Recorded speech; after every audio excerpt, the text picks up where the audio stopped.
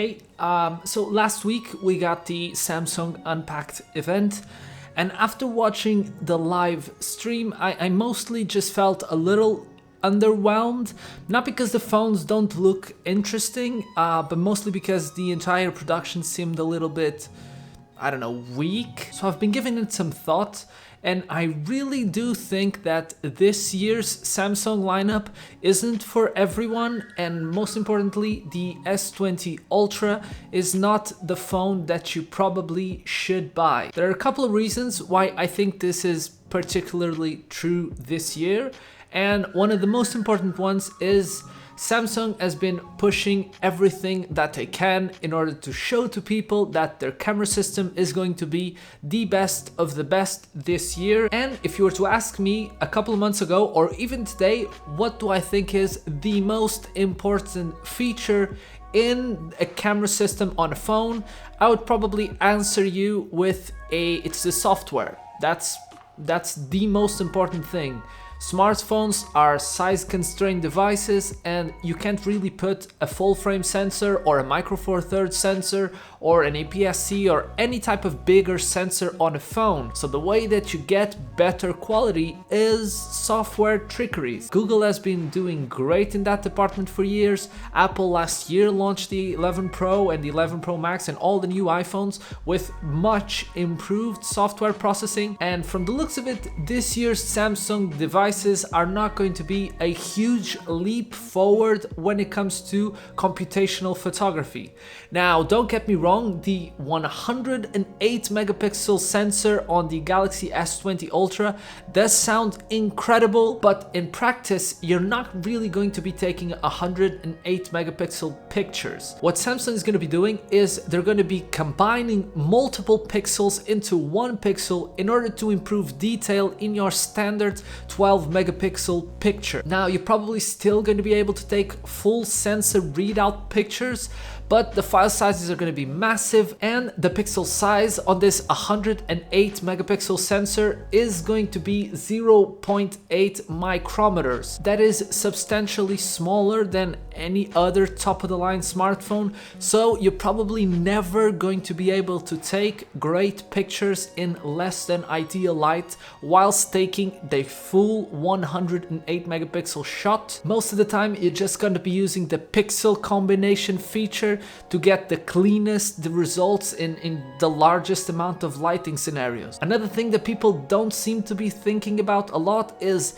it's going to be the first phone to record 8K video, but the compression is going to be very strong in order to be able to get any sort of reasonable file sizes. You're gonna have to record with the telephoto lens on both the S20 and the S20 Plus because the main sensor does not have enough megapixels to record 8K. Only on the S20 Ultra are you going to be able to record 8K with a normal field of view of around 26-28 millimeters. And finally, the 100 megapixel space zoom, that should have been called Galaxy Zoom. I mean, it's a very niche feature, and in most situations you're just going to be using it for a 5x zoom that is equivalent to around 100 millimeters on a normal lens, and that's pretty good to have on a phone. But the entire push for the massive telescope zoom, I mean, you're not going to be using that, and mostly you're not going to be using that to take pictures of space because it's not a very wide aperture, not a very big sensor on that telephoto zoom. So, I mean, it's quite a niche feature. The ultra wide will be very, very similar to last year. It will even be slightly less wide, which in my eyes, it's a good thing. It will create less distortion because the lens seems to be a little better, but it's still the small sensor, which will result in less than ideal shots in less than ideal light. And all in all, it seems like the camera is made to sound incredible on paper, but in real life, I don't think it'll be that good. But I'll be sure to get my hands on a phone and really try it out. But my hopes are not at the highest possible after reading and studying a little bit of the intricacies of the camera system. I still think it will not be the best in all scenarios. Another big feature is the 120Hz screen. It will only work in 1080p, which I think it should be fine, but most importantly, Samsung phones have not been known to have the smoothest software, and in order to feel great at 120 Hz, it will have to keep a steady frame rate in the entire OS of 120 frames per second. And I'm not holding my hopes up that Samsung will be able to get it. In the past with 60Hz screens, a lot of other phones have felt smoother than Samsung's, but this is sort of like a transitional point for higher frame rate displays, so I don't think the software will be up to par for the beginning months or even the entire lifetime of the phone, but in the future probably will get better. But I don't know, it will definitely be smoother than 60Hz, that's for sure, but don't expect it to be flawless like it probably could if the phone was only 90Hz. It'll probably drop frames here and there in different apps, and don't expect any games to run at 120 frames per second, except for like games that Samsung actually paid the developers to optimize it for their specific phone.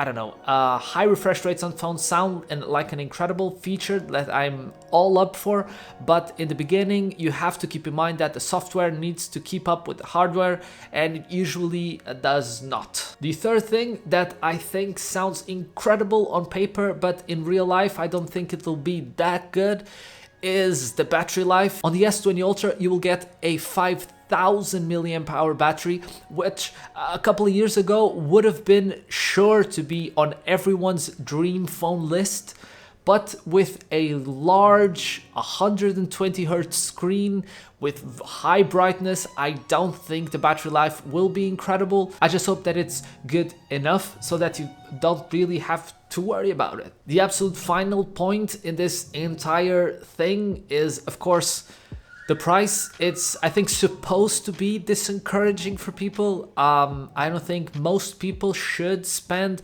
almost 1,400 euros on a phone that, you know, only has 128 gigs of storage. My mom's phone broke a couple of weeks ago. We got her a cheap Moto 1 Action that costs 130 euros, and I'm not comparing them to the two phones, and of course the storage is not as fast as it is on the S20 Ultra or the entire S20 lineup, but that thing costs 100 and something bucks for a full phone, and you have to pay more than that if you want to have more than 128 gigs of storage in an already extremely expensive phone. And if you are in Portugal and you want to buy more than 128 gigs of storage and more than 12 gigs of RAM, you don't have access to that version of the phone, but I don't know, that's just a different thing. So I hope I made you guys think a little bit in this sort of different video. I hope that you stick around for the full review that should be coming in the next couple of weeks. It sure looks like an exciting phone. I just think that you have to lower your expectations in order not to be disappointed. So that's been it. I hope you guys enjoyed this video. If you did, maybe consider subscribing down below, maybe even clicking the tiny bell thingy on the side if you want to see more of my face and technology, of course. And yeah, bye.